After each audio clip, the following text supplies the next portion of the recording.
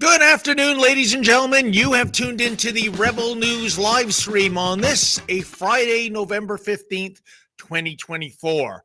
I'm David Menzies, and my co-host, well, let me tell you a little bit about my co-host, shall I? But first, do you know, folks, on this day in sports history in 1983, Mike Bossy scored the 75th hat trick for the New York Islanders. And on this day in sports history in 1992, Richard Petty made his last NASCAR start at the Hooters 500 in Atlanta. Bossy, Petty. No, I would never use those descriptors for my co-host. She is the she-devil with a sword. She is the Khaleesi of Northern Alberta. She is the sensational Sheila Gunn Reid. How you doing, Sheila? I'm great, David, and it is true. I am kind of bossy. I sort of have to be. I have to keep track of some very rebellious journalists, and I am petty. A lot of things I do are very motivated by spite for the people who tell me that I can't do certain things. I'm shocked that you did not select that today is National Recycling Day. And as you and I both know, recycling is one of the biggest scams put upon modern society. A lot of times it costs, if you care about these sorts of things, it costs a lot more money to recycle things than it does to just create new things, and it expends a lot more energy. I am pro-incinerator. Burn it, use the energy to make more electricity. Let the hippies power their iPhones with garbage fire electricity. That, again, I do that for spite.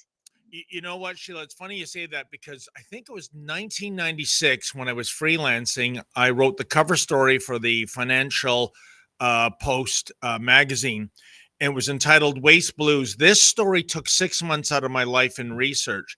And you're pretty much bang on in basically, if we look at Ontario, what was in the blue box at the time?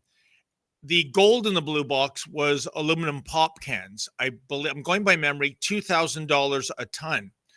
But everything else, newsprint, especially PET plastic. I know in terms of PET plastic, it was cheaper to buy virgin resin than to buy the recycle. So it was worse than worthless, right? Right. And if you look at the history of the Blue Box program in Ontario, which is taught the world over in terms of PR classes at universities. This was all about the then premier, Liberal Premier David Peterson, needing an environmental win. And Coke and Pepsi came to him because they wanted to get out of refillable deposit glass bottles, which is the number one environmentally friendly packaging for soda. And they said, we got this idea. It's called the Blue Box. Get rid of the mandatory deposit return laws. Let us just sell stuff that presumably will go into this new thing called the Blue Box. We'll give you $40 million to jumpstart the program. Oh my goodness, Sheila, at the end of the day, it turned out to be uber corporate welfare, and it was all sold with the proviso that this is better for the environment. However, if you stayed with refillable bottles, that was the environmental champion. The whole thing is a scam. But anyways, sorry I droned on. I did spend 6 months of my life researching it. So there you go, folks. Happy, what was it called? Recyclable Day? Or yeah, American Recycling Day or something else. There's also, it's like National Imprisoned Writer Day. Oh, which I thought is a great segue into something we should talk about before I do the nuts and bolts. Please. Because it's an anti-censorship day today. Not that anybody in the mainstream media will care, because for them, getting a mean tweet or saying, sorry, CBC, I don't think you should get $19 million in executive bonuses for a network that continues to fail, viewership plummets, and people are losing trust. And I can't believe there are people who still trust it. You know what? I say this all the time. Young people of Canada, teach your grandparents and great-grandparents how to use their remote controls. And the viewership at the CBC will continue to go down. Tell them that curling is on TSN now. Tell them that. Wait a minute, Sheila. Plunging revenues, customers abandoning the platform. Are we talking about the mainstream media or Canada Post? Oh, yeah. Who are now out on strike? They're going to go on strike and nobody's going to notice. That's like, again, nobody's going to notice. But anyways, it's an anti-censorship day. It's about the imprisoned writer, they say. But I say it should be about the imprisoned journalist, which, as it turns out, is you upwards of a half a dozen times this year. But we've got something planned for the imprisoners, don't we? Oh, don't we? And by the way, when it comes to imprisoned writers, that's kind of an oxymoron, Sheila, because every time I'm put in the clink, typically for 5 hours, and it really is, I think, a form of torture, at least for me. You can't have a magazine, a book, your phone. You are just staring at a wall. And I'm telling you, folks, the minutes go like hours. There's nothing to divert your attention. You don't even have a pencil and a pad of paper to write. So I don't know where these imprisoned writers are writing. Maybe once they get into the general prison population, maybe that's the goal of the Toronto Police Service for yours truly. Efron says that we should mention a standwithdavid.com solidarity rally that we're planning as a company for you. Thank you. So why don't you tell us what happened to you, and then I'll tell the world how they can get involved in supporting you in a couple of different ways. Well, folks, you may have heard that last Sunday, literally Remembrance Day Eve, I was arrested for, again, practicing journalism. This time the charge was breaching the peace. How did I breach the peace? Well, I went over to the pro-Hamas demonstration to specifically to query these 4 gentlemen dressed as Orthodox Jews. They're part of a cult. They stand with the Hamas terrorists, if you can imagine, because their premise is Israel is a non-existent state. Oh, by the way, they totally milk Israel for all its social benefits, but never mind. And I just wanted to know why the chickens were standing with so many Colonel Saunders. And as you can see on the video, the pro-Hamas people erupted with outrage. No chance was I going to get to interview their useful idiots. And then one of the little junior jihadis, I don't know if we can see him. He's the one in the skirt for whatever reason. He told the police to arrest me, and the police complied. And I told the police, look, my grandfather gave more than 5 years of his life in the Second World War fighting the Nazis. And I'll be damned, pardon my French, if I'm going to bend the knee to the Islamo-Nazis here in the city of my birth. But it doesn't matter. As you can see, I'm frog marched to the police car, brutally arrested. Like, Sheila, why is it that they always slam me into the hood of the cruiser? I'm not putting up God, you any have such resistance. a slammable face.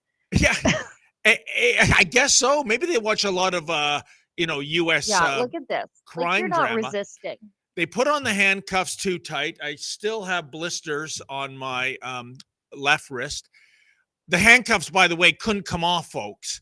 Yeah. After spending like an hour or so at the station with various keys, lubricants. They actually had to call the Toronto Fire Services to come in. 6 firefighters answered the call with diamond drills to get these bloody things off. Totally unnecessary. They know I'm not going to be violent. They know I'm not a flight risk. And again, thrown in a cage while our lawyer could talk to them. It's outrageous. This is the 3rd time. It was disturbing the peace last Sunday. In April, it was trespassing on literally the public square, Nathan Phillips Square, when a 6-month vigil for the victims of the Israeli massacre was taking place led by Pierre Poilievre, and more than 2,000 people there. But I'm the trespasser. And then the month before, March, charged with obstruct police. Why? Again, on the presumption I might ask the Hitler Youth an insensitive question, further enraging them. Sheila, it's amazing to me. The cops are always going, it's not about law enforcement. It's keeping the peace, and they don't want you here, and your presence enrages them. And I'm like, well, so what? Really, so what? This is a public sidewalk. It's not private property. If they can't behave, we've got a bigger problem here. Yeah. But I want people to know that if they are as outraged as we are after seeing this, they can stand with David. If you are in the Toronto area, heck, if you want to drive into the Toronto area, we've got something planned for these cops. Oh, yeah. And the modern day Nazis that they enable on the streets every single week through their inaction against the modern Nazis and through their censorship of David Menzies through repeated arrests. Go to standwithdavid.com. We've got a solidarity rally planned after our beloved mission specialist, David Menzies, was arrested once again unjustly by the Toronto police. But you're not just standing in support of David. You're standing in support of the hostages being returned to Israel. We're going to do this on Sunday, November 17th. So that's just 2 days from now. Yep. So come after church. Bathurst and Shepherd in Toronto from 12 till 2. So we're going back to the scene of the crime. And Sheila, can I make an important point here? If the pro-Hamas people find members of the independent media and the pro-Israel people offensive, and it makes them anger, makes their blood boil, well, you know what I would do with the police if I was in charge of the police? There are literally thousands of intersections in Toronto. Thousands. Don't come here. These people, the pro-Israel types, have been there for more than a year. Right after the October 7th, 2023 massacre occurred, that was the beginning of the Sunday. I won't even call it a demonstration or a protest, Sheila. I will call it a vigil. Their mission is to, advocate for the safe return for the remaining hostages, the ones that are alive at least.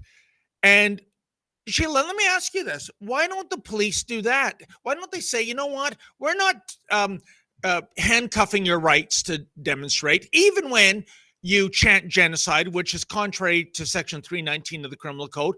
But just go down 2 blocks, north, south, east, west. We don't care. Just get the hell out of Bathurst and Shepherd, because clearly their agenda, the pro-Hamas people, Sheila, is to cause trouble.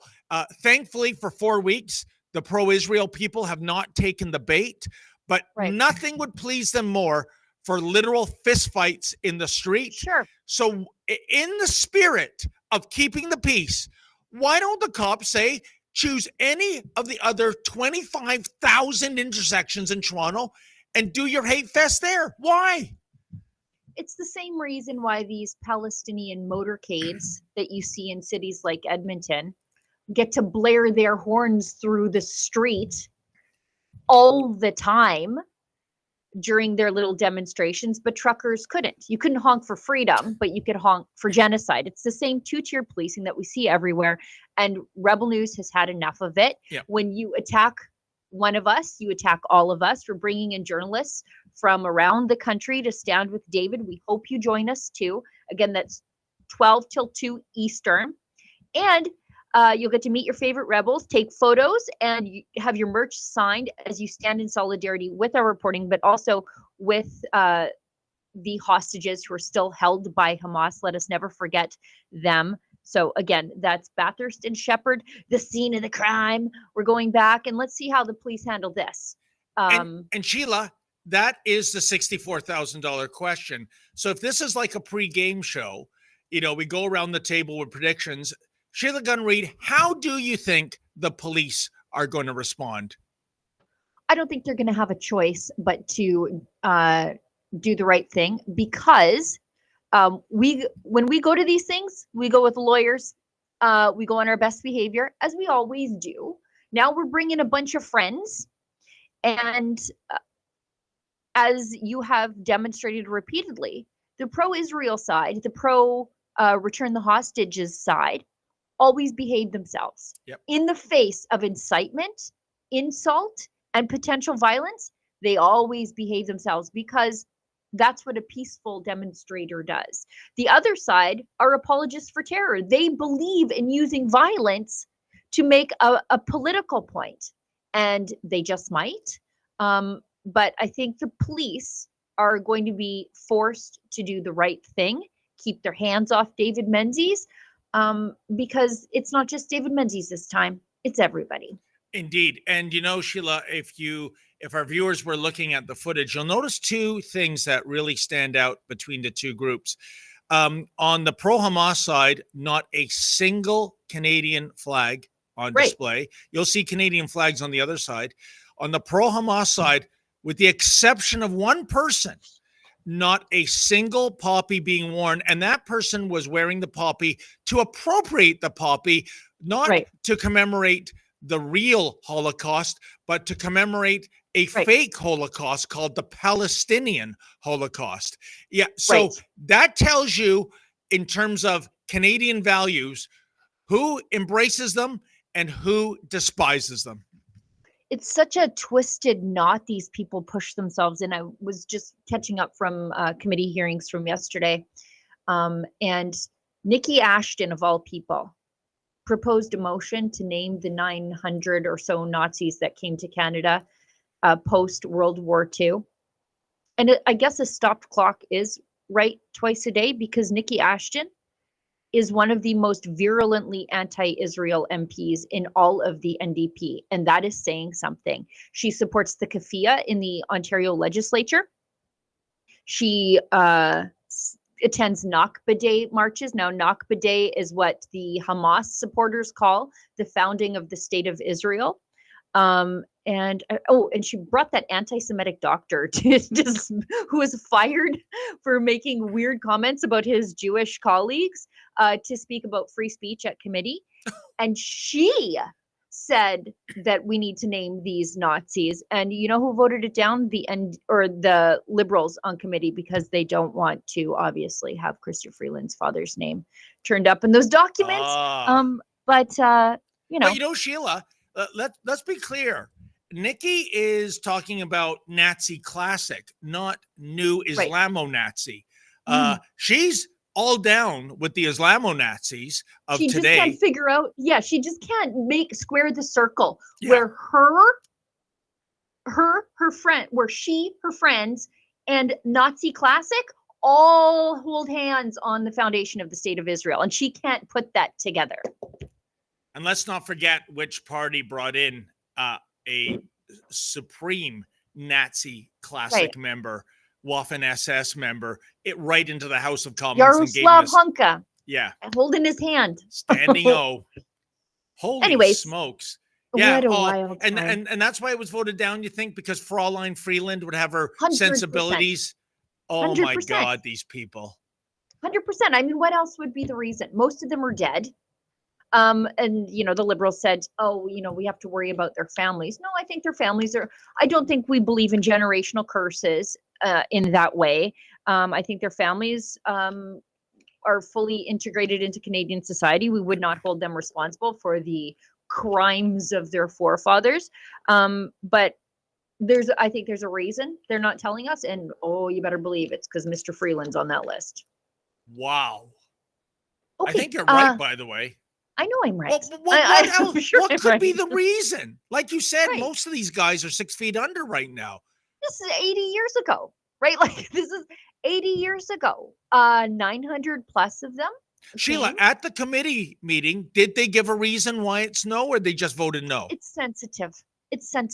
And some of them were clear. To whom? Oh, I don't know. They said it's sensitive, and some of them were maybe falsely accused. Okay, but they're dead.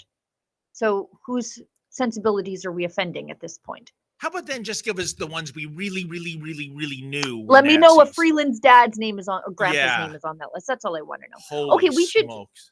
We're 21 minutes in. We haven't touched anything outside of, the crypto Nazis running loose on the streets of Canada and their enablers on the TPS.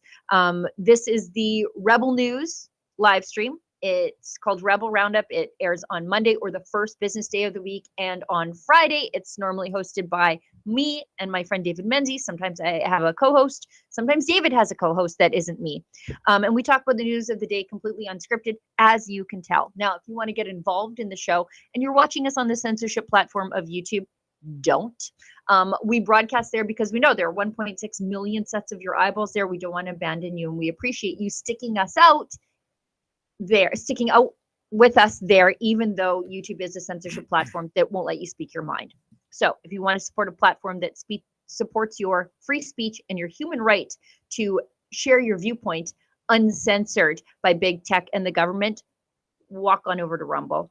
Rumble's a great free speech platform. Lets us talk directly to you and lets you directly support us through something called a Rumble rant. That's their paid chat. If your Rumble rant is over the $5 US cutoff, we are obligating ourselves to read it on air, but don't let that be the bar for entry for two different reasons.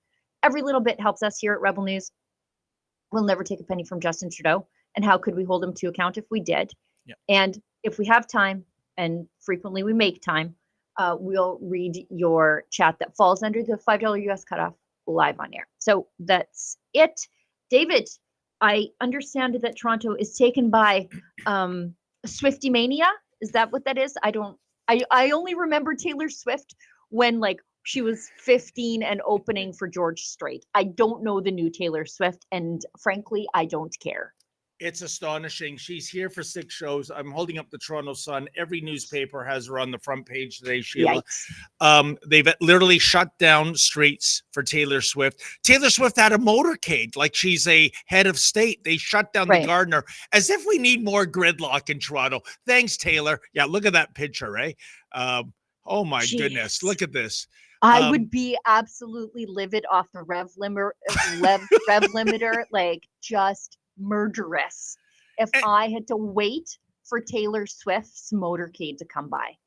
And you know what, Sheila, not that I'm the target demographic, I do not get Taylor Swift. I don't get it. I don't get just it as much as I do not get Drake. Again, maybe I'm too old. Maybe I'm too in my Conway Twitty era. but I don't get No, any of Sheila, this. I don't like reject it. that argument because some whippersnapper said to me, oh, you know what? If you were your age back in the 60s when the Beatles broke out, you'd be going, I don't get this bug music. No, I know I would have loved the Beatles as a 60-year-old person in the 60s as opposed to a 9-year-old person. But beauty, I guess music, like beauty, it's subjective. She's pretty. Well, a little too skinny on in my books, but I don't get it. And Sheila, a true story. I'm not making this up. You can ask Lady Menzoid. Last Christmas time, we're driving along. We had the Christmas music channel, and there was it might have been Jingle Bell Rock. I don't quote me, but it was someone singing it. And I looked at Lady Menzoid. I go, this is awful. This sounds like karaoke. And I looked at the digital readout. It was Taylor Swift, right? I mean, and I'm not doing this for shtick. It's just that it's not that I don't get it, but the songs I've heard, they're not even good.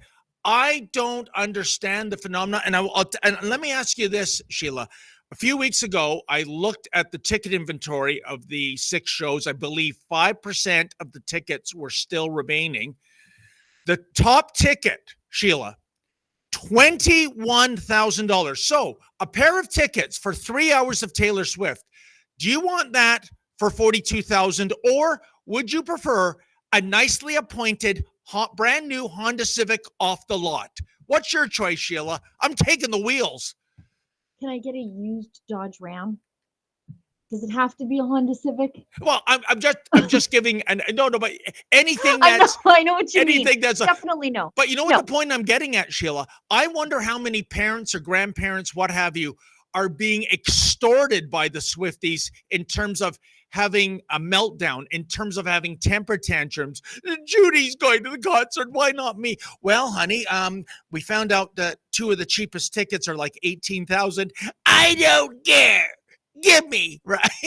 Yeah. You know what? Again, I'm like in my mid 40s. I'm approaching my mid to high 40s.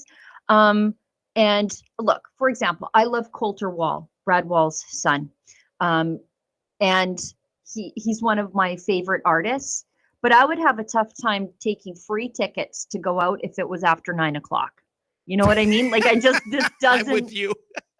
This is not it for me. I don't know. I don't understand the cultural phenomena of being a Swiftie, but apparently the Toronto police chief does. Myron Demkew, known for doing nothing about Hamas gangs. Yep.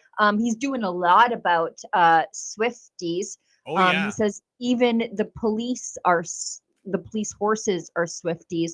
I suppose we should be grateful they're not tromping on people at barbecue restaurants right now. And you know what the perverse irony of this is, Sheila? Is that the Sky Dome, the acoustics are dreadful.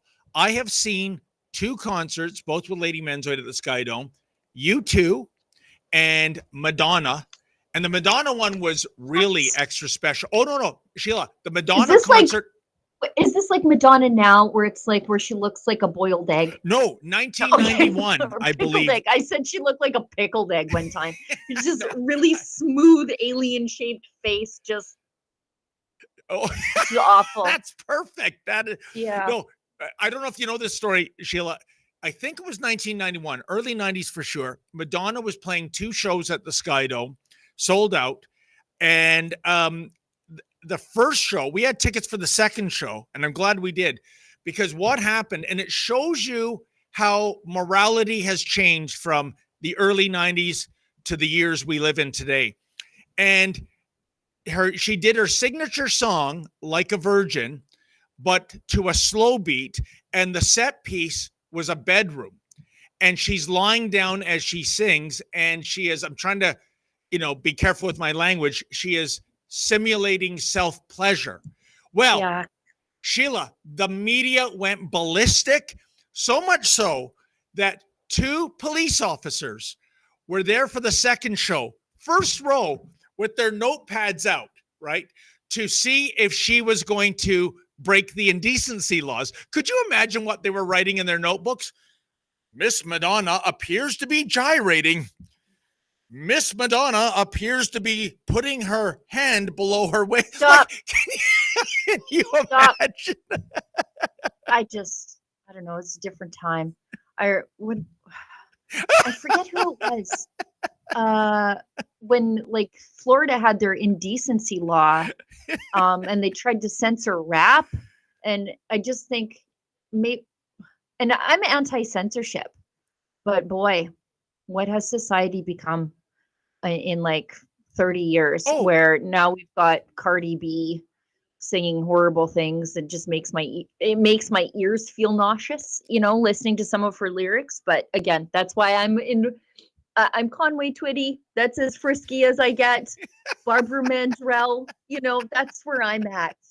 Give me some Dolly, some Merle, and play me some hurtin' music. I don't need any of this stuff. But Sheila, that is indeed my point. Back then, the pantomime of doing that act was a cause celeb and potentially something that might result in criminal charges. Today, I would argue at a concert, somebody could really do that act and it would be, freedom of expression. It does happen. It does happen. It does happen at some of these more ridiculous people's shows. Are you serious? Yes.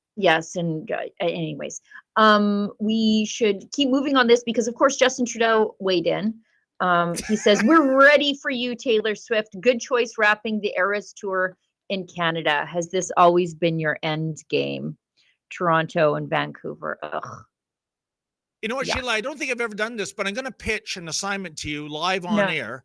And it's this. She's here for 6 shows. I want to go down with one of our super duper cameramen and do streeters with the Swifties. And to make it a Rebel News story, it's got to have a political angle. And I think the question is this. Are you upset that Americans did not listen to Taylor Swift and they voted for Donald Trump as opposed to Kamala Harris? What do you think about that? This feels like a reignition of Generation Trudeau. Right? Yeah, okay, let's do it. Sure. Okay. And here's a question too, because it's sort of off our base, but I'm just going to throw it out there. Who's better, Taylor Swift or the Beatles? How do you think the voting's going to go? They won't know who the Beatles are, so just stop.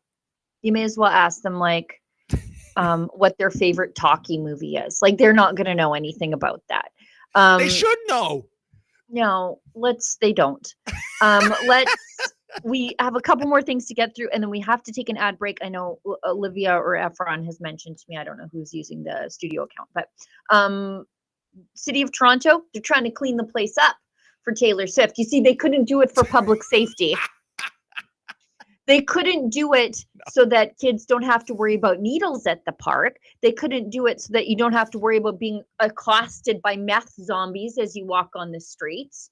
None of that stuff. They couldn't do it for hygiene, public safety, the human dignity of the people suffering in these homeless encampments and meth camps. They couldn't clean it up for those reasons.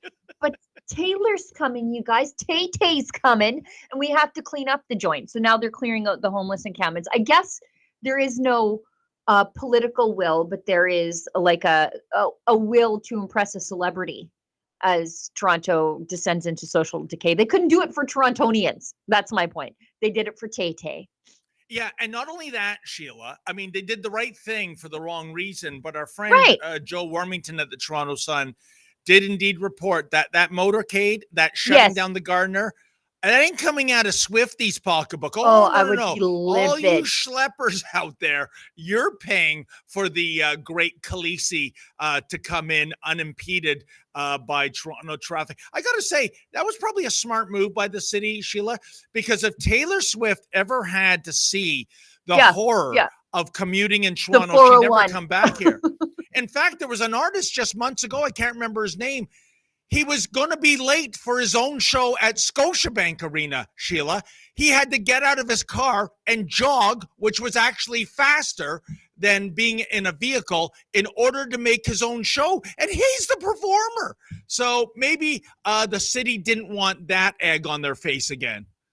Right, but she can pay for it. She's a gajillionaire. Yeah. If I'm going to sit in Taylor Swift induced traffic catastrophes, she can damn well pay for it. That's all I have to say.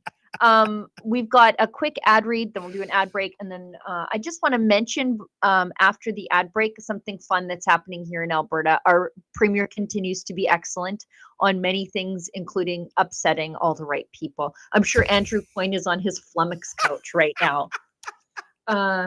The most boring journalist in Canada. Please, what did I say to him the other day? When you mentioned his name, Sheila. What did I say about him the other day, or to him? He was all upset about Trump's Secretary of Defense choice, who is like a 20-year veteran, a master's. But Coyne only knows him as the Fox News guy. And I was like, look, Andrew, don't presume that every TV talking head is as unqualified as you are for the job that they have. Sheila, when Trump got elected, one of his first tweets Oh, was a front page illustration for the ages. And he was talking about the front page of the Globe Mail, where they put the editorial cartoon on the front page.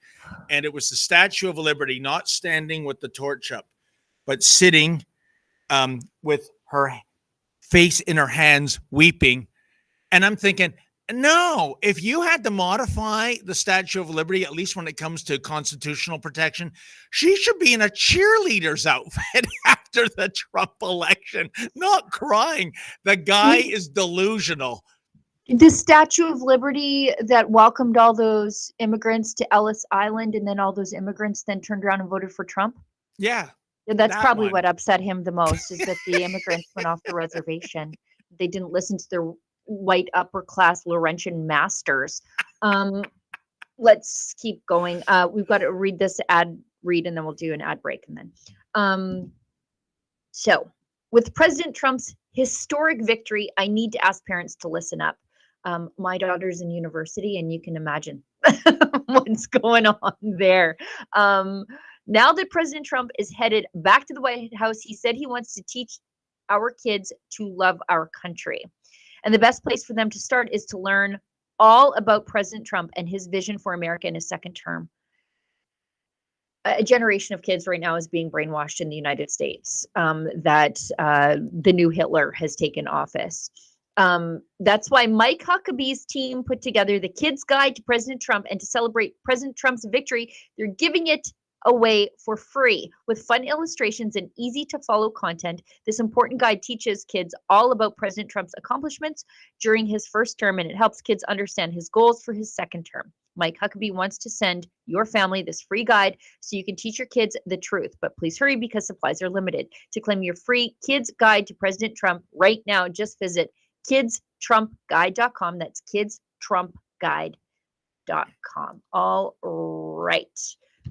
Let's do. You know what I think, Sheila? I'm going to get that book myself. You know, my library is dominated by books with the another See I Can Read Cat in the Hat book logo on it. So, yeah. Do you know that I know we have to go to an ad break. I bought my kids Mark Levin's dad's children's books when they were little. They were fantastic. Great. The illustrations were awesome. Anyway, let's hit an ad break and we'll get back to the news. What if governments are trying to reinvent the wheel when the greatest teacher of all times has already laid out the perfect blueprint for a constitution for a kingdom of love, faith, and freedom? Introducing the Kingdom of Heaven Freedom Passport. This special edition Freedom Passport captures the foundational truths of love, ethics, and freedom for all.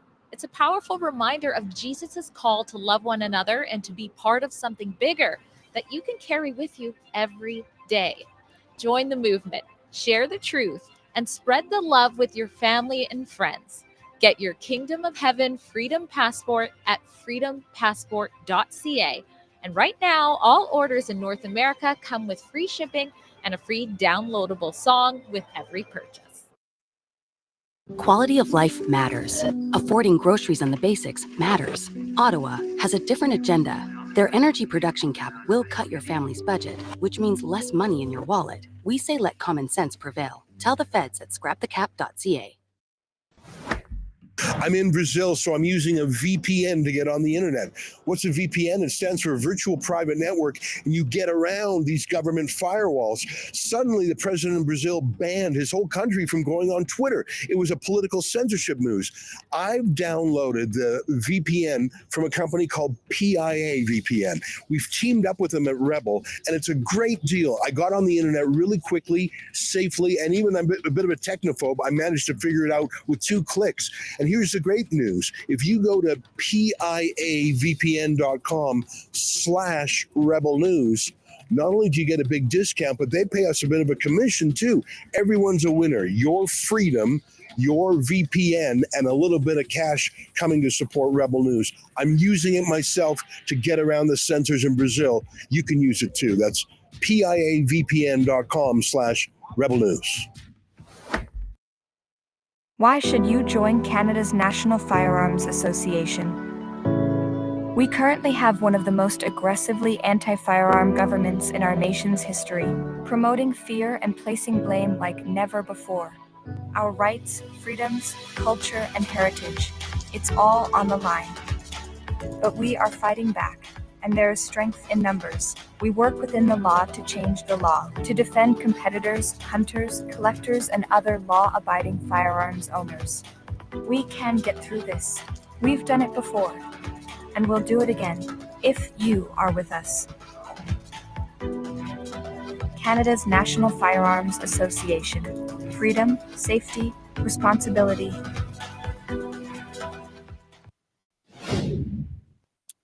Oh, and Sheila, I have to make a quick correction to something you said before the ad break. Awesome Olivia, she is sick today. She is not the producer for the show. It is instead super producer Efren Monsanto. And during the ad reads, I was saying to Efren, how we doing so far? And he said, quote, very late on segments, but we're fine. End quote. Not exactly 5 stars, but you know, we'll take it. Look, I'm trying to keep us on track. I just put a note in there saying like we got to breeze through this next segment, otherwise the show is going to be 3 hours long, and I don't have 3 hours today. I really don't. Before we move on to what's going to happen at the Canadian border, thanks to Donald Trump's tough on immigration stance, I just want to point out to people that I continue to live in the freest, best province in this entire country. Why? My premier announced today, quite proudly, that she's going to Trump's inauguration. You see, we are not waiting on the feds for a reset of our relationship with the United States. Heck, we know that Donald Trump does not like Justin Trudeau, doesn't take him seriously, and Trump's cabinet so far is all anti-Trudeau.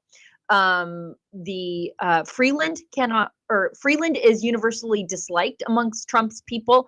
And we know Tulsi Gabbard doesn't like Trudeau, thinks he's a tyrant. And so we're going to go around the feds and start rebuilding our relationship and informing the good folks in Washington. Look, we're a little different out here in Alberta. Whatever you think the feds are doing, we're doing exactly the opposite. So deal directly with us. You know, Sheila, that is a very strategic move by Daniel Smith. And I'm wondering if Doug Ford will likewise attend. And I say that because yesterday he did a PR touchdown, I think, which was he reached out to Donald Trump and said, what we need is a separate U.S.-Canada trade deal. In other words, keep Mexico out of it. Mexico's causing you problems. And I think Doug Ford, being a businessman himself, head of Deco Labels, which he has expanded into the U.S., a Chicago office, I think he appealed to Trump's inner businessman. And I think, likewise, it would be very strategic for Doug Ford to be down there on January 20th as well. Do you think he will be? I'm not sure. I think he might be. It would be nice to, I don't know if you have this in Ontario, but in Alberta, although it was ended under the NDP as one of the first things they did, we have our own ambassador and envoy to Washington to speak directly to the decision makers on issues of trade, agriculture, and our oil and gas. Our former envoy was Rob Merrifield. He was a Conservative MP under Harper. He was working hard to get the Keystone XL pipeline done. As soon as Notley came into power, Rob's fired, bring him home. And so I think we're going to see a reignition of that policy of having somebody working for our best interests and collaborating with the Americans to make sure we get these deals done. And I hope Ontario does the same thing, because we cannot rely on the Trudeau Liberals to do these things for us. They actively sabotage us. 100%. By the way, that special envoy you speak of, did he have a pad that kind of matched Tom Clark's New York condo? Not the $9 million condo man. And that guy's got a new kitchen. He's got to retestify because they caught him lying. Anyways, let's keep on the topic of Trump taking power. Former CBSA officer, we've got the video, slams the Trudeau Liberals for a lack of staff to patrol the border, warning that Canada is about to experience a tsunami of illegal migrants fleeing the United States. Our government is absolutely not prepared, he says. This is going to be unprecedented pressure on Canada. It's going to be unprecedented. Well, let me pick up on that aspect of it, because Mark Miller said that there's an alignment here in interests of making sure that our shared border is safe and secure. Is that the reality, that there's shared interest and there's an alignment? No, it's definitely not no, there's no reality there. What we've been hearing from our government, especially recently, but what we've been listening to for the last decade, frankly, is quite misleading. We don't have a border patrol. We don't have the number of officers needed to adequately enforce our customs and our immigration laws at the borders, let alone in our communities. We're about to experience a tsunami of people who are living illegally in the United States seeking asylum in Canada. And we do not have the capacity, and it's going to bring organized crime with it too. That's good. So you think Donald Trump will go through with these mass? That's good, Efron. Yeah. Seems about right. I mean, we saw in 2017 that Justin Trudeau, in an attempt to sort of be the compassionate leader of the global anti-Trump cabal, tweeted to everybody fleeing persecution, welcome to Canada, and then they took him seriously. Although they weren't fleeing persecution, they were mostly economic migrants. And they just collapsed our immigration system, and we still haven't recovered. But Sheila, to look at it through Trump's lens, this is a good thing. If he can offload he doesn't care. Dependents, criminals, gangsters, sex traffickers into our dominion, that's not his problem. Yeah, that's our problem. That's his victory. So I think if Justin Trudeau wants to get on Donald Trump's good side again, put that tweet out again. #welcome to Canada. Yeah, what a nightmare. Now, Mark Miller, who continues to look like a vampire's familiar, suggests that Canada's border with the U.S. was secure during the COVID pandemic, despite simultaneously a record-breaking influx of migrants crossing at Roxham Road during that time. And we know that Canadians crossing the border had to quarantine, and these guys were just like, hey, can I show you to your new digs at the COVID or at the immigration hotel down the road? But Canadians, if they didn't have a ArriveCan, and a quarantine plan, they got a $5,600 fine. But illegal migrants, off to the new apartment complex. So let's listen to Mark Miller. See, he does look like a vampire's familiar. He looks sickly. Just that some of what Donald Trump has said on migrants might be hyperbole. What makes you believe that? Look, I think that anytime we have looked at any election cycle to the south, it doesn't take much to come to that conclusion. I think we have to take the statements seriously at the same time and prepare for it. And I think if we've demonstrated anything to anyone as a country, particularly with the prior administration under President Trump, is that we are able to work together in very difficult circumstances, including in securing the northern border to the U.S., southern to us, in the context of something equally difficult, which is a global pandemic. So I'll say this again because it's true, but it is in the national interest of both countries to make sure that we have managed flows of migration and flow of goods across that border. And it's something that we have to continuously strive to make and get right. Sheila, I respectfully disagree with you, my dear. I don't think Mark Miller resembles a vampire. It was going No, a through my vampire's head. familiar. Yeah, He's no, not good enough to be turned. He's just like an errand boy for a vampire. But Seems it was about going right. through my brain. There is something reminiscent. And then I had an epiphany. He looks like Ralph Malph from Happy Days. Maybe Mr. Producer Efren can get an image of Ralph Malph up there. I think they're separated at birth. And of course, Ralph Malph was probably the most pathetic character on Happy Days. Did you ever watch Happy Days, Sheila, by any chance? Yeah, okay. I did. You know actually. what I'm talking about. You look Yeah, mystified. I know. I think it just occurred to me that he looks slightly like King Tut's mummy, like not King Tut, but King Tut's mummy. That's what he looks like a little bit to me. Just his sunken cheekbones and beakish nose. But he is right. There. Yeah, he does look like Ralph Malph a little bit. Yeah, okay, I get it. But like Ralph Malph, who's recovering from mono, maybe. But he is right. They can close the border, and they always could if they wanted to. They just never want to when it comes to illegal migration. They could deal with people trying to go on holidays, people trying to visit their families. Oh, no back and forth across the border for you. So they can do it. They just never do when it comes to illegal migration. Anyway, let's go to the next video. Okay. Because now we're tight for time. Mark Miller suddenly figuring out the laws of supply and demand far too late. He says that it's clear the age of unlimited supply of cheap foreign labor is over. We've been asking for that for a very long time as you continue to drive down the wages of Canadians. He's just figuring it out now because he's probably going to lose his seat. For the longest time, the temporary foreign worker program has been a source of cheaper labor for many employers. That businesses are warning on the consequences of Ottawa's tougher policies to hire TFW. Now, Minister, if both the temporary foreign workers and employers are not happy, why does Canada still keep the temporary foreign worker program? You're talking about a low wage stream that is only a very small portion of temporary residents in Canada.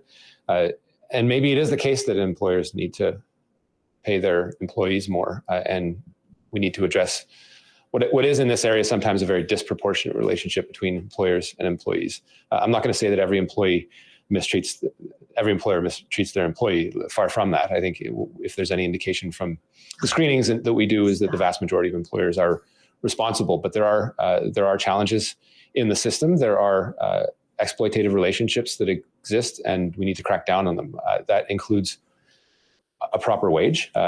Clearly, in some of the low wage categories, whether it's people working in farms, whether it's people working in food processing, we've seen an exponential rise in those categories in the last few years, and those need to be addressed, I think, in the proper fashion, reducing the volume, but also making sure that we are not cutting off an area of industry in agriculture that in this era of food inflation is very important to the food sovereignty of Canada. So the answers aren't simple. It starts with making sure that everyone is treated with dignity as they work in Canada, regardless of whether they are temporary or a Canadian citizen. But it goes through making sure that the federal government is cracking down on bad behavior, making sure that employees in some circumstances may have more open permits than perhaps the conditions that they face currently, whether it's regional permits or sectoral permits. It's something we're looking at as we continue to reform the system. It's clear that the age of unlimited supply of cheap foreign labor is over, and I think that is a good thing, but it isn't. Sheila, does Mark Miller, does he have any new data on the cricket file? How's that sector of the food processing industry coming along for us? You know, this guy, 6 months ago, if you said, hey, we have too many temporary foreign workers, he would be the first guy lining up to point the racist finger in your face.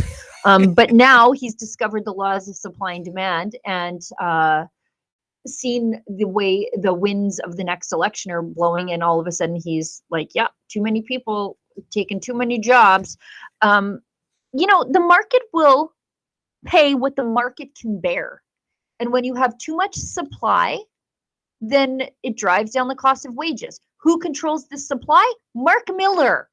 And if businesses are looking for lower wage employees, there's often a reason for that. And it is not the way that Mark Miller instantly assumes that everybody is just some exploitative capitalist. You're taxing these people to death. They've got to save money somewhere. When you're piling on carbon taxes on top of farmers, and then you're piling on income tax, and then now we have to worry about capital gains taxes, guess where they're going to try to save money? On labor costs. And so they're going to hire the lowest cost wage because there's nowhere else that they can save money from. So there are two ways that the government can fix this: crack down on the temporary foreign work permits and cut the taxes. And guess what? You're going to see wages go up. Unbelievable. And why don't we go to our perhaps least favorite cabinet minister of all time? That would be Fraulein including Freeland. Within Trump's cabinet. Boy, they sure don't like her. Fraulein Freeland is trying to reassure Canadians that the Liberal government has, quote, control over the Canada-U.S. border, end quote. Okay. Does that kind of come across as like the captain of the Titanic saying, oh, pay no attention to that lump of ice we just sideswiped. Everything's okay. Oh, God. She just looks like Christmas. You shouldn't wear red and green together. There she is. It's quite something because the Americans are busting terrorists coming in from Canada all the time, and then she has the audacity to say these things. But let's listen to her lie, and then we can all understand together why we quite likely won't see a renegotiated Canadian-American free trade agreement without Mexico until she is no longer near the levers of power. On the border, we're hearing concerns from the incoming U.S. border czar in terms of him describing it as an extreme national security vulnerability. What's your government's plan to respond to those concerns, and do they involve more law enforcement at the border? We take the border very, very seriously, and that's why the border was the first issue that we discussed at this meeting of the Canada-U.S. Cabinet Committee. Minister LeBlanc spoke at length. Minister Miller spoke at length. The head of the RCMP was present as well and talked about actions he is taking, as was the head of the CBSA. So we take the border very, very seriously. It is important, first and foremost, for the security of Canada and Canadians, for our border to be secure, to be controlled. And I think it's absolutely legitimate for our American neighbors to want to work collaboratively and effectively with us, and to want to know that we take border security seriously, which we do. Are there plans to staff up law enforcement? Okay, that's good. Like, what did she actually say there? She said that she takes the border very, very seriously, 3 or 4 separate times. What does that mean? I think it's important that we all know that we take the border very, very seriously. We've heard from Minister LeBlanc, we've heard from the CBSA, and they know that it is important to work collaboratively with our American neighbors to take the border very, very seriously. What did she say? She spoke for 2 minutes, didn't say anything. Sheila, once she starts using the very seriously terminology, very, I'm so sorry. Very, very. Oh, yeah, 2 varies. But I have a flashback to the early 80s. There was a nut company at the time, Fisher. I don't know if they're still along the nut anymore. Company is running Canada. Pardon me? We're run by a nut company at this point. But their slogan was, at Fisher, we take the nut very seriously. And yeah. That's all I can think about is cashews and walnuts. And, when you have to stress very, very seriously. Super duper. It is indeed seriously. nuts, is it not? We're super duper serial over here, okay, you guys? It's just stupid, just stupid. Why did she even come out and talk for 2 minutes? And all she said was, "We're taking things very, very seriously," 3 or 4 times, but didn't actually say what that means. What does that mean? What are you tangibly doing? Give me an action item here, sister. Nothing. Oh, it was just like the U.S. presidential campaign that we saw, Sheila. How many times did Kamala Harris says, "Let me be very clear," and then what happens next is muddy water. Valid. Yeah, it's a mudslide, right? Yeah. It's unbelievable. I see we have another ad break, and then I guess Yes, we'll have please. to. We're coming up to Breeze 2 through the o'clock. last My part, goodness, yeah. time flies. Yeah, And we've got an ad you break. call it. There's so No. many on the schedule. Okay, but I have an ad read first before we go to the ad break, and then you can pick while we're on our ad break, if that's okay. Okay. Okay. Do you enjoy the free speech that Rumble is protecting and fighting for? Our show on Rumble is only possible thanks to our viewers supporting Rumble's platform by purchasing Rumble products. Most of you drink coffee every day. That's why you have to try Rumble's 1775 coffee. It's actually some of the best coffee, and it's the same price as the coffee you buy now, but it's way better. Why? It's not woke. Rumble's 1775 coffee is free from chemicals, yet rich in flavor and freedom. This is because their beans are sourced from high-altitude farms in Bolivia, handpicked, and then roasted weekly at their facility in Miami and delivered fresh to your doorstep. And as believers in freedom, buying from Rumble helps fight back against woke corporations like Starbucks and Dunkin' Donuts. Enjoy the coffee revolution and the brew rebellion with Rumble 1775 coffee. Go to 1775coffee.com, use the code STUDIO, and get a free month's supply of their cognitive boosting supplement, Limitless. I feel like I could use that today. When you buy 2 bags of their coffee. Think about that. It's a crazy deal, and the supplement is worth more than the 2 bags of coffee. Go to 1775coffee.com and try their amazing coffee. Efron, do we have a Rebel News break? Or no? No? David's muted. David was muted. I didn't hear a word. We have an ad break. Okay, let's hit that, and then we'll go back into what's left in the show. Hi, everybody. As you know, every year we do a fundraiser for Rebel News that's super fun. It's a Rebel News cruise. We all go on a cruise ship together. We have dinner with each other. We have seminars when the ship's at sea, like Q&A sessions. And the rest of the time is your own. It's a vacation. It's a way to connect with other Rebel News enthusiasts. It's a way to check in with me and Sheila Gunn-Reid and Drea Humphrey and David Menzies. Tons of Rebels are on the trip, and at the end of the day, it's a way to keep Rebel News strong because there's a little extra added to the cost, which is how we float the boat here at Rebel News. It's a fundraiser. Here's the next Rebel News cruise in case you've always wanted to go on one. It sets sail out of Vancouver June 18th, 2025. It's a week-long, June 18th to 2025, and it's Vancouver to Alaska. So it's a lot easier to get to than a Caribbean cruise where you have to fly to Florida to set sail. Starts in Vancouver, where I'll greet you, Sheila, David, Alexa Lavoie, Drea Humphrey. It's a super fun trip. I've done it before. We go to Skagway, which is where the gold rush started. We go to Glacier National Park, which is as beautiful as it sounds. Go to rebelnewscruise.com to learn more, to check the pricing, and to book your cabin. Just let me rattle off some of the details of the places we're going. It's called the Alaska Inside Passage Cruise. If you know what that means, you go up right along the coast. It's on Holland America, so it's nice. It's the MS Zandam. That's the name of the ship. Obviously, we start off in Vancouver, next the Tracy Arm Inlet, then Juneau, the capital of Alaska, Skagway, by far my favorite city. It's amazing. Then Glacier Bay. Maybe the most beautiful place I've ever been in my life. back to Ketchikan, and then down to Vancouver. If you like cruising, this is a super way to do it with fellow travelers, ideologically speaking. If you've never cruised before, this is a great way to start. And if you've been on Rebel News cruises, well, you don't want to miss this one. Again, for details, go to rebelnewscruise.com. It's next June, so just under a year away, but not too soon to order and to get the early bird discount. I'll see you at sea.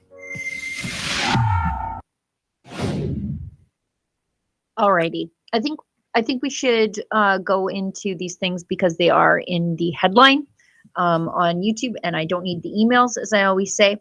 So let's go to CP24. Suspect sought after woman assaulted while picking up her child at Jewish daycare in Midtown Toronto.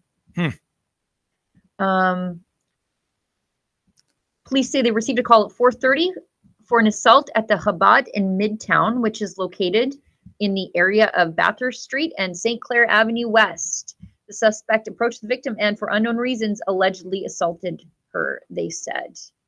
Unknown reasons? Really? Yeah.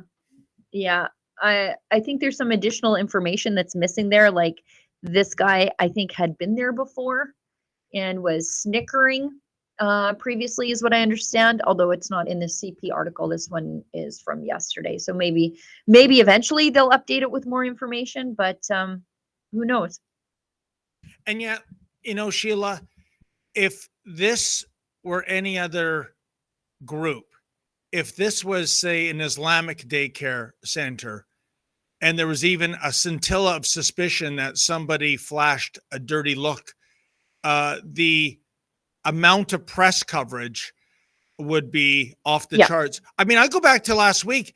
What happened in Amsterdam? Did you notice, Sheila, how little publicity there was about that? How few world leaders called that out? Yeah. I mean, when you have the king of the Netherlands apologizing to the Israelis for failing them one more time, but it goes sort of largely unnoticed in the mainstream media, or they go out to find a reason why the Jews may have been asking for it. I saw a lot of that happening. Like, maybe they're a little too unruly at the soccer game, and then so they maybe deserved to be hunted in the streets by a Palestinian mob, or at least a Hamas supporting mob. Very odd to see the victim blaming happening there. And I had a little disagreement with our big boss man Ezra earlier this week, Sheila, because it was in the spirit of friendly debate, but Ezra was saying, how far are we away from that, at least here in Toronto, maybe 5 years? And I said, with all due respect, Ezra, if an Israeli soccer club came down to Toronto's BMO field, it's not 5 years away, it's 5 minutes away, that the pro-Hamas hooligans would be out Jew hunting, Israeli hunting, however you want to frame it. I have no doubt they tried to shut down the game, just like they tried to shut down Stephen Harper a couple of days ago from getting that Friend of Israel, Defender of Israel award. So I don't think we're years away. I think we're here. No, I think we're here also. I think it would be like that. I really do. Now, there's a reason that this stuff is permitted in Canada, and that's because our leadership allows it, especially the Mississauga mayor. Is that Carolyn Parish being crazy? You got it. I believe it is. She's got a long history of being crazy. At one point, she was too crazy for the Liberal Party, and they booted her. But now I think she's just mainstream. She's a mainstream Liberal. That's the Overton window, shifting until Carolyn Parish is right back where she started. The Mississauga mayor compares the Hamas leader to Nelson Mandela ahead of a vigil for a dead terrorist, Sinwar. He's the mastermind of the October 7th attack, and he was dispatched by the IDF. If you need to feel good about your day, go and watch the footage of him dying. It'll make you feel better. But she actually compares him to Nelson Mandela. At first, I thought, no, that's crazy. There's video. Let's watch it. Just 1 second, Sheila. Sorry.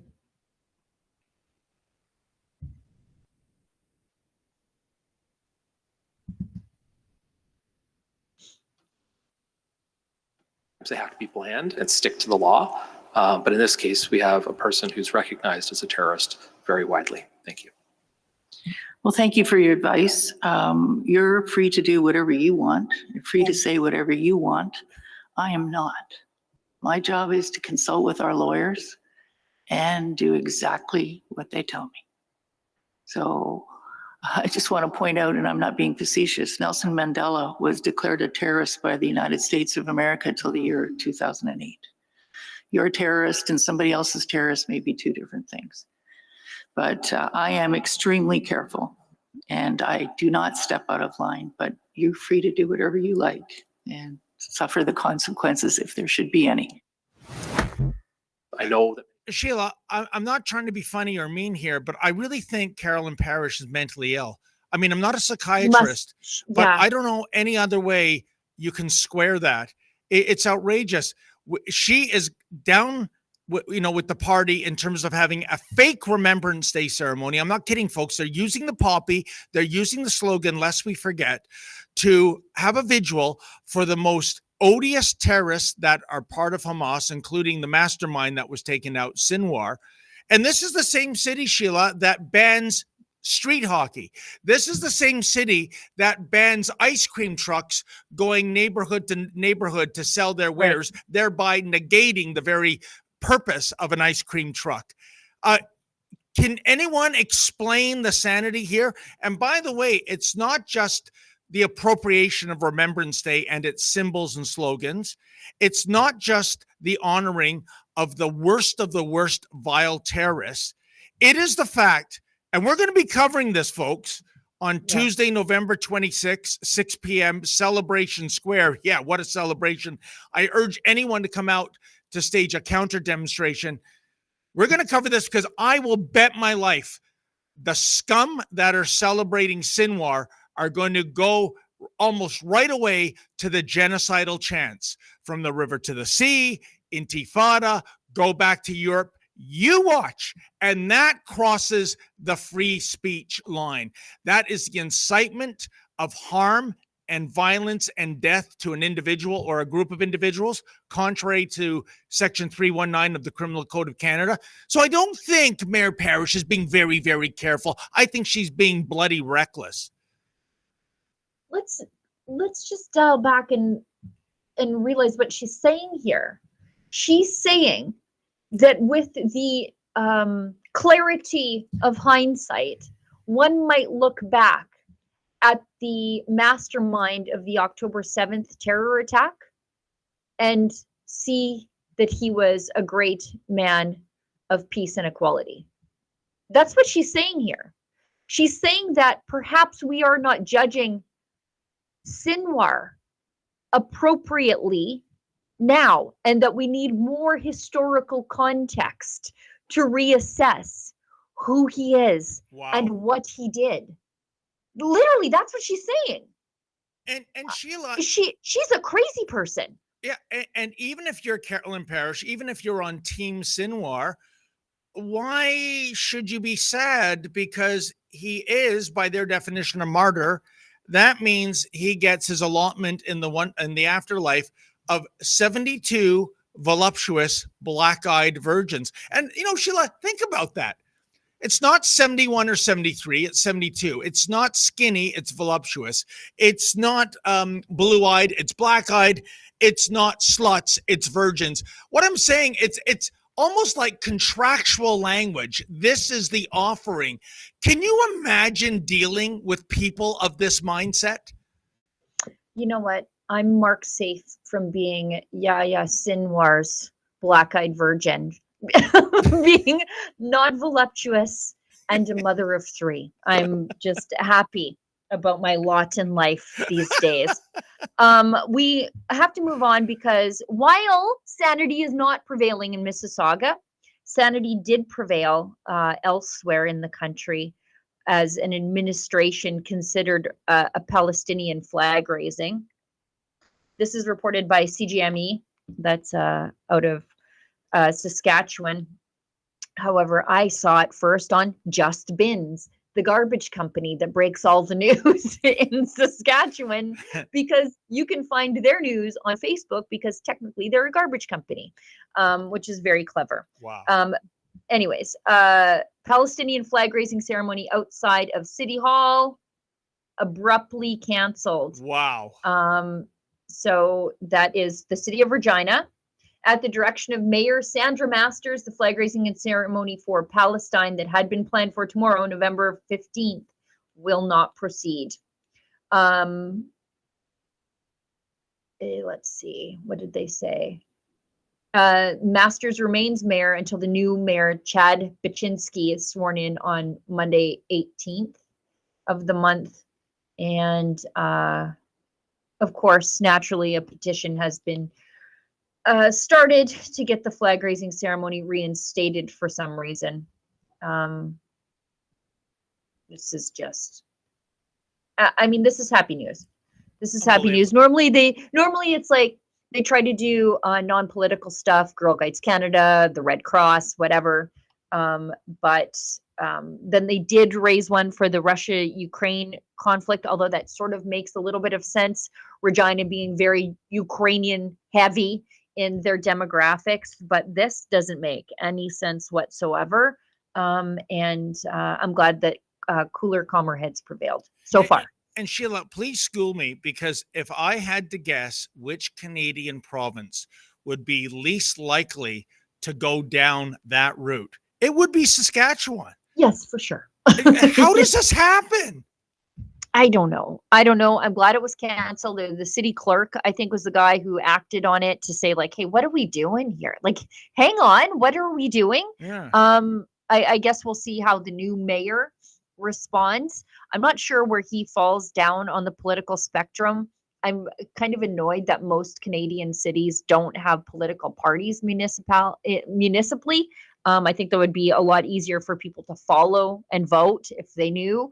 But let's see if he responds to 400 angry union busybodies and quite likely teachers in Regina who want the flag raised. I'd love to see a counter petition and see how many normal people sign that bad boy. It would be Regina. Stop it. You're going to get us all in trouble. We've got one more thing. Because again, this is in the YouTube headline. We'll quickly talk on it. We've got a video. Pro-Hamas students, they've released a video of themselves vandalizing the home of the University of Washington president. So not only did they commit multiple crimes, they filmed it and proudly posted it. Because these people are completely emboldened. I mean, these are the same types that assault you on the street of Toronto when the cops take you away. So why wouldn't these people think they can get away with this? لن يستقبل بأن الفلسطيني الذي قاتل وقاتل وضحى سيبقى يقاتل سيبقى يدافع إلى أن على أرض فلسطين.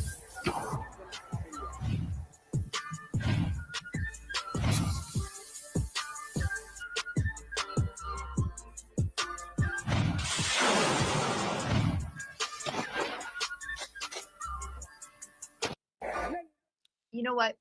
I don't know if you can, what the firearms laws are in Washington state, but at the very least, this would get you pepper sprayed. What are they doing? Yeah, well, you know what? Their time is almost up, Sheila. I've just texted to super producer Ephraim Monsanto, Donald Trump yesterday weighing in on what the new sheriff is going to do in town when it comes to this kind of garbage on campus. And it's this. This ends, or else you lose your federal funding. Nice. And you are going to see a warp speed reaction on campus once the gravy train is turned off. I don't know, Ephraim, do you have the link I sent you? We've got a clip here. Okay. We can play it, and then I think we'll do our final chats and then wrap her up. All right.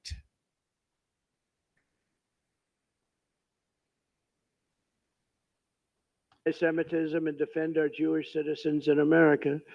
My first week back in the Oval Office, my administration will inform every college president that if you do not end anti-Semitic propaganda, they will lose their accreditation and federal taxpayers. support.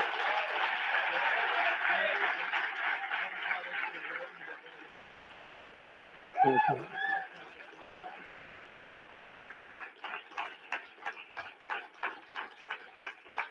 Truth is, you don't have to do much after that. When you do that, it's going to work miracles. Please sit down. We will not subsidize the creation of terrorist sympathizers, and we're not going to do it certainly on American soil. We're not going to do it anywhere. Next, I will inform every educational institution in our land that if they permit violence, harassment, or threats against Jewish students, the schools will be held accountable for violations of the civil rights law. Very important. Jewish Americans must have equal protection under the law. They're going to get it. At the same time, my administration will move swiftly to restore safety for Jewish students and Jewish people on American streets. You know what, Sheila?